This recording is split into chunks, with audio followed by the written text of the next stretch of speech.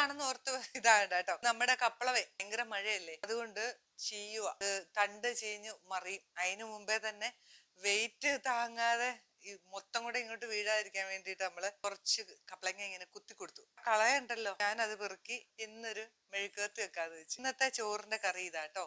ചെറുതാണെങ്കിലും നല്ലതല്ലേ, അപ്പൊ തൊലിയൊക്കെ കളഞ്ഞ് നമുക്ക് വൃത്തിയാക്കി അരിഞ്ഞ് എടുത്തോണ്ട് വരാം. ആദ്യം തന്നെ ഈ തൊലിയെല്ലാം ഒന്ന് കളഞ്ഞെടുക്കാവേ. എല്ലാം ചെറുതായിരുന്നു, കുറേ ഉണ്ടായിരുന്നേ. ഇതുകൊണ്ട് കപ്പളങ്ങ തോരൻ വെക്കാം, അതുപോലെ മെഴുക്കുരുട്ടി വെക്കാം, മോരൊഴിച്ച് ചാറ് വെക്കാം. ഇതൊക്കെ നമുക്ക് കേടില്ലാതെ നമ്മുടെ പറമ്പിൽ തന്നെ കിട്ടുന്ന സാധനങ്ങളല്ലേ, ഒന്നും കളയരുത്.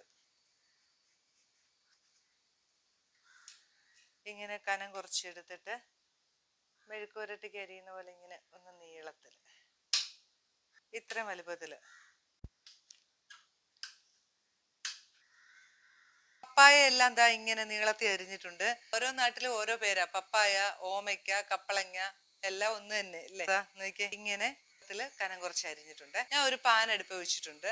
പാൻ ചൂടായപ്പോ നമുക്ക് കുറച്ച് എണ്ണ ഒഴിച്ചു. എണ്ണ ചൂടായപ്പോ കുറച്ച് കടുക് ഇട്ടു. കടുകൊക്കെ പൊട്ടി കുഞ്ഞു കഷ്ണം ഇഞ്ചിയും 3-4 അല്ലി വെളുത്തുള്ളിയും കൂടെ അരച്ചതാണ്, അതൊന്ന് ഇട്ട് കൊടുക്കാം. ആ ഒപ്പം തന്നെ നമ്മുടെ തേങ്ങ ഇല്ലേ,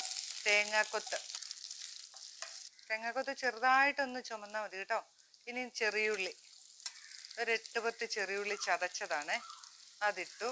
ആ കൂടെ തന്നെ ഒരു പച്ചമുളക് ചതച്ചത്, ഒരു 2-3 വറ്റൽമുളക് ചതച്ചതും കൂടെ, അതും കൂടെ ഇട്ടു.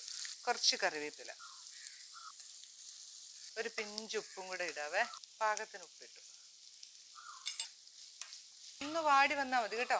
വാടി വന്നപ്പം അരിഞ്ഞു വെച്ചിരിക്കുന്ന നമ്മുടെ പപ്പായയും കൂടെ അങ്ങോട്ട് ഇട്ടേക്കാം. നന്നായിട്ട് ഇളക്കാവേ. ഒരു പിഞ്ച് മഞ്ഞപ്പൊടിയും കൂടെ ചേർക്കണേ, ഒരു പിഞ്ച് മഞ്ഞപ്പൊടി. ഇനിയില്ലേ, കൈവെള്ളം കുടഞ്ഞൊഴിക്കാന്ന് പറയത്തില്ലേ, വെള്ളം അധികം ചേർക്കരുതേ. ഇതുണ്ടോ, കുറച്ച് വെള്ളം മതി. ഇതിനകത്ത് ജലാംശം ഉണ്ടല്ലോ, അതുകൊണ്ട് തന്നെ കുറച്ച് വെള്ളം ഒഴിച്ചു മൂടി വെച്ച് ചെറു തീയിലങ്ങ് വേവിക്കാം. ഇടയ്ക്ക് ഒന്ന് ഇളക്കി കൊടുക്കണം.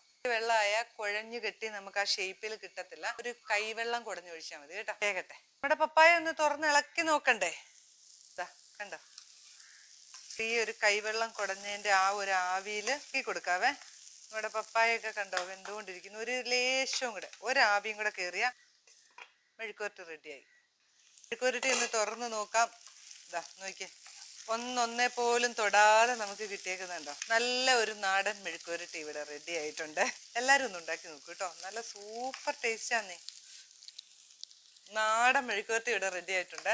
നല്ല സൂപ്പർ ടേസ്റ്റാ, നമ്മുടെ പറമ്പിൽ നിന്ന് കിട്ടുന്നതല്ലേ. എല്ലാവരും ഒന്ന് ഉണ്ടാക്കി നോക്കൂ കേട്ടോ. എന്നിട്ട് അഭിപ്രായങ്ങളൊക്കെ പറ. നിങ്ങൾ ഉണ്ടാക്കുന്നതാണെങ്കിൽ നമ്മള് പല രീതിയിൽ ഉണ്ടാക്കും അല്ലെ. തേങ്ങ ചേർത്ത് തോരൻ വെക്കും, മോരൊഴിച്ച് കറി വെക്കും. പിന്നെ ഈ നാട്ടിലൊക്കെ ഒരു കറിയുണ്ട്, പച്ചമുളക് അരിഞ്ഞിട്ടിട്ട് കറിവേപ്പില ഉപ്പും ചേർത്തിട്ട് പിന്നെ വാട്ടിയെടുക്കുക എന്ന് പറയും. അതും നല്ലതാ. പക്ഷെ ഇങ്ങനെയൊന്നും ഉണ്ടാക്കി നോക്കി.